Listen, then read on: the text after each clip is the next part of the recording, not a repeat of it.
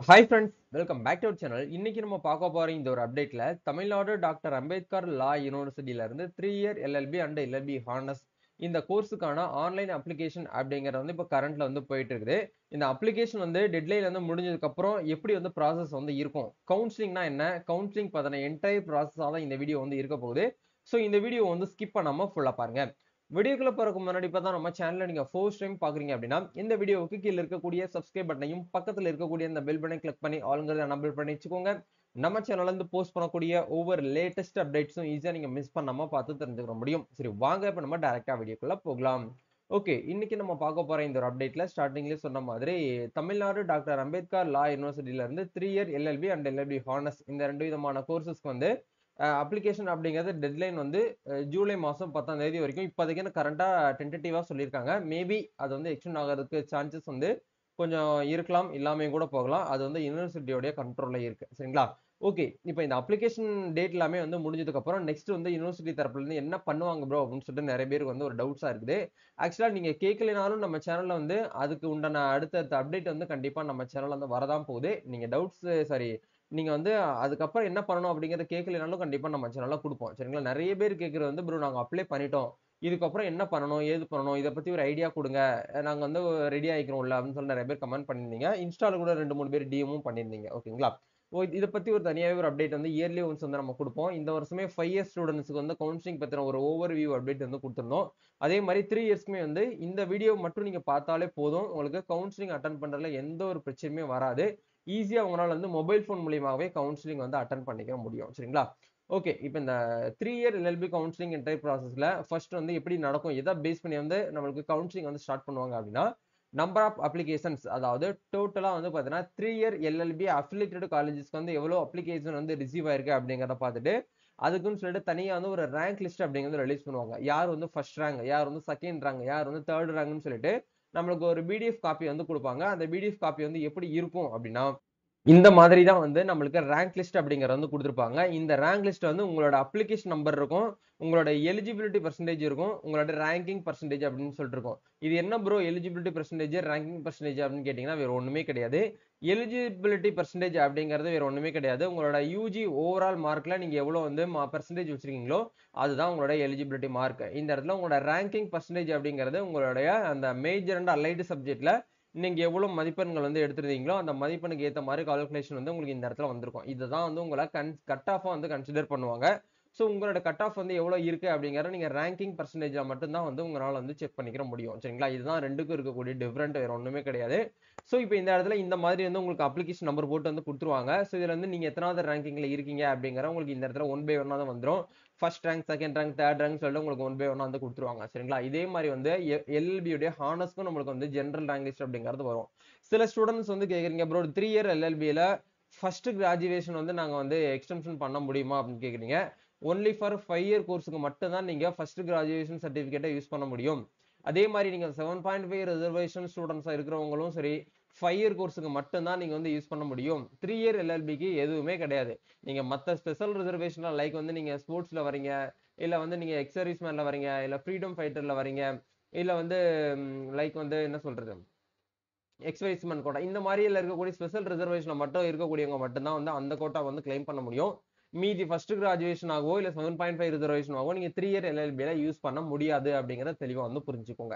Okay, இப்போ இந்த rank list வந்து வந்தாச்சு. ரேங்க் லிஸ்ட் வந்ததுக்கு அப்புறம் வந்து என்ன நடக்கும் அப்படின்னு கேட்டீங்கன்னா, நம்மளுக்கு first range cut off mark அப்படிங்கறத ரிலீஸ் பண்ணுவாங்க. அந்த ஃபர்ஸ்ட் ரேஞ்ச் கட் ஆஃப் மார்க்ல வந்து நம்மளுக்கு கொடுத்துருவாங்க. இந்த கட் ஆஃப்ல இருந்து இந்த கட் ஆஃப்க்குள்ள இருக்கக்கூடியவங்க என்ன பண்ணிக்கலாம் அப்படின்னா, ஃபர்ஸ்ட் ரவுண்ட் கவுன்சிலிங் அப்படிங்கறத அட்டெண்ட் பண்ணிக்கலாம். கவுன்சிலிங்க்கு நீங்க வந்து கலந்து கொள்ள முடியும் அப்படிங்கறத வந்து குடுத்துருவாங்க. அததான் வந்து first round cut off mark. இது எந்த டேட்ல ரிலீஸ் பண்ணுவாங்க அப்படின்னா, என்ன பொறுத்த வரைக்கும் அப்ராக்ஸிமேட்டா வந்து பாத்தீங்கன்னா சொல்லும்போது ஜூலை மாசம் 10ஆம் தேதி வரைக்கும் நம்மளுக்கு வந்து லாஸ்ட் டேட் அப்படிங்கிறது இப்ப டென்டேட்டிவா கொடுத்திருக்காங்க. எப்படி பார்த்தாலும் ஜூலை மந்த் 15ஆம் தேதிக்குள்ள ஓரளவுக்கு வந்து நம்மளுக்கு என்ன ஆகும் அப்படின்னா, அந்த அப்ளிகேஷன் எடிட் பண்ணக்கூடிய டேட்ஸ் இது எல்லாமே வந்து முடிஞ்சதுக்கு அப்புறம் அடுத்து ஒரு 1 ஆர் 2 to 3 டேஸ்லயே நம்மளுக்கு வந்து என்ன ஆகும் அப்படின்னா, நம்ம தேர்ட் வீக்ல ஜூலை மாசம் தேர்ட் வீக்ல எதிர்பார்க்கலாம் ஃபர்ஸ்ட் ரவுண்ட் கவுன்சிலிங் நடக்கக்கூடிய ஒரு அப்டேட்டா. சரிங்களா? அது வரைக்கும் நம்ம வந்து வெயிட் பண்ணி தான் ஆகணும். இது வந்து இப்போதைக்கு டென்டேட்டிவா தான் சொல்லியிருக்காங்க. மேபி டேட்டை வந்து எக்ஸ்டெண்ட் பண்றதுக்கான பாசிபிலிட்டிஸ் வந்து இருக்கு. இன்னும் ஒரு சில யூனிவர்சிட்டிஸ்ல வந்து யூஜி ரிசல்ட் வந்து ரிலீஸ் ஆகாதனால ஸ்டூடெண்ட்ஸ் கோரிக்கை வச்சாங்க அப்படின்னா தாராளமா அவங்க வந்து டேட்டை வந்து எக்ஸ்டெண்ட் பண்றதுக்கான வாய்ப்பு வந்து இருக்கு. சரிங்களா? ஓகே. இப்ப இந்த கட் ஆஃப் மார்க் வந்து எப்படி இருக்கும் அப்படிங்கிறதையும் உங்களுக்கு வந்து காட்டிடுறேன். எப்படி வந்து புரிஞ்சுக்கணும் அப்படிங்கிறதையும் காட்டிடுறேன். லைக் வந்து நம்ம 5 இயர் கோர்ஸ்க்கு வந்து கட் ஆஃப் மார்க் வந்து குடுத்துருக்காங்க. அத நான் பிஏ, எல்எல்பிக்கு வந்து குடுத்துருக்காங்க பார்த்தீங்களா? அந்த இதையே நான் உங்களுக்கு வந்து வியூ பண்ணி காட்டிடுறேன். இப்படி தான் வந்து உங்களுக்கு வந்து எல்எல்பிக்கு வந்து கட் ஆஃப் மார்க் வந்து குடுப்பாங்க. நம்மளோட கம்யூனிட்டி பேஸ் பண்ணி தான் கட் ஆஃப் மார்க் வந்து குடுப்பாங்க. எந்த டேட்ல இருந்து கட் ஆஃப் வந்து ரிலீஸ் பண்றாங்களோ, அந்த டேட்ட இந்த இடத்துல மென்ஷன் பண்ணிட்டு, OC, BC, BCM, MBC, DNC, SC, SCA, எஸ்டின்னு சொல்லிட்டு நமக்கு வந்து தனியா வந்து குடுத்துருப்பாங்க. இந்த இடத்துல வந்து எம்பிசி, டிஎன்சி, டிஎன்டி இவங்க எல்லாருமே வந்து சேம் கான்செப்ட் தான். சேம் கம்யூனிட்டியை சேர்ந்தவங்க தான். அதே மாதிரி வந்து ஓசி அப்படின்னா வேற ஒண்ணுமே கிடையாது. ஓப்பன் காம்படிஷன் சொல்லுவாங்க. ஓப்பன் கேட்டகரி லைக் வந்து ஜெனரல் கேட்டகரி, யூஆர் கேட்டகரி இது எல்லாமே சேர்த்து வந்து ஓசின்னு சொல்லிட்டு இந்த இடத்துல கன்சிடர் பண்ணுவாங்க. அதர் ஸ்டேட் ஸ்டூடெண்ட் இருந்தால் கூட நீங்க வந்து ஓசியில தான் வருவீங்க. ஏன்னா ஓசி அப்படிங்கறதுல வந்து காம்படிஷன் வந்து ஹெவியா இருக்கிறதுனால ரேங்க் லிஸ்ட்ல வந்து சாரி கட் ஆஃப்ல வந்து நம்மளுக்கு மெரிட் லிஸ்ட் வந்து என்னைக்குமே வந்து ஹையா தான் இருக்கும். இந்த இடத்துல என்ன காரணத்துக்காக வந்து கட் ஆஃப் மார்க்ல மெரிட் அண்ட் வெயிட்டிங் சொல்லிட்டு நமக்கு தனியா பிரிச்சிருக்காங்க அப்படின்னா வேற ஒண்ணுமே கிடையாது. ஃபர்ஸ்ட் ரவுண்ட் கவுன்சிலிங்ல வந்து பாத்தீங்கன்னா மெரிட் அப்படிங்கறது வந்து பாத்தீங்கன்னா உங்களுடைய மார்க் வந்து நம்ம ஹையா நல்லா ஹெவியா இருக்கு, நல்லா அதிகமா எடுத்திருக்கீங்க அப்படின்னா நீங்க மெரிட்ல வருவீங்க.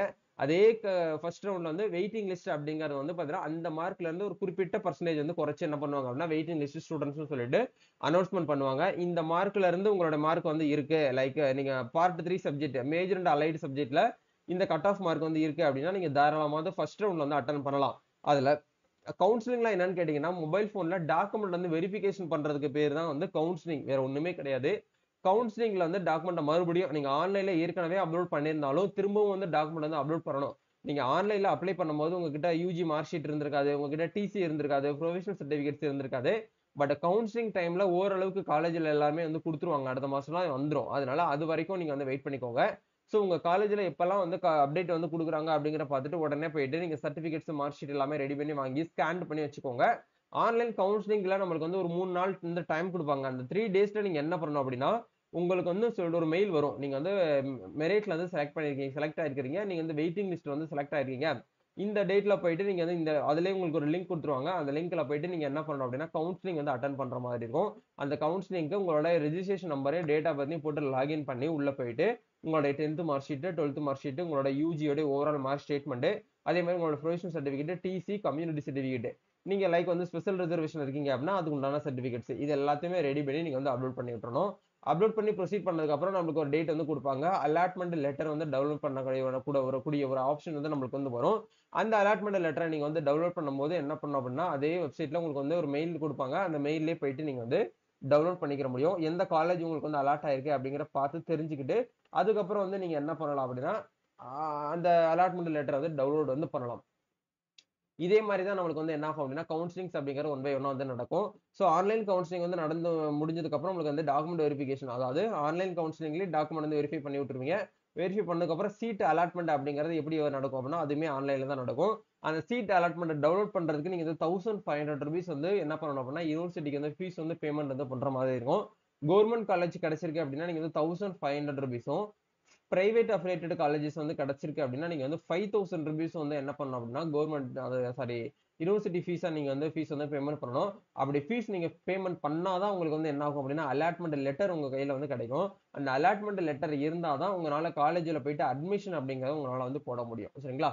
இதுதான் வந்து பாத்தீங்க அப்படின்னா கவுன்சிலிங் நடத்துறதுக்கு அதாவது கவுன்சிலிங் நடக்கக்கூடிய ஒரு ப்ரொசீஜர் வந்து இப்படித்தான் இருக்கும். சோ இந்த ப்ரொசீஜரை யூஸ் பண்ணி தான் இயர்லி ஒன்ஸ் வந்து என்ன பண்ணுவாங்க அப்படின்னா டிஎன்டிஏல இருந்து கவுன்சிலிங் அப்படிங்கறத நடத்திட்டு வராங்க. இந்த கவுன்சிலிங் அட்டன் பண்றதுல உங்களுக்கு ஏதாச்சும் வந்து டவுட்ஸ் இருக்கு, இஷ்யூ இருக்கு அப்படின்னா நீங்க எப்ப வேணாலும் எங்களை வந்து தொடர்பு கொள்ளலாம் இன்ஸ்டாகிராம்ல. நம்ம நெக்ஸ்ட் ஒரு அப்டேட்ல வந்து மீட் பண்ணுவோம். Thank you. All the best. God bless you.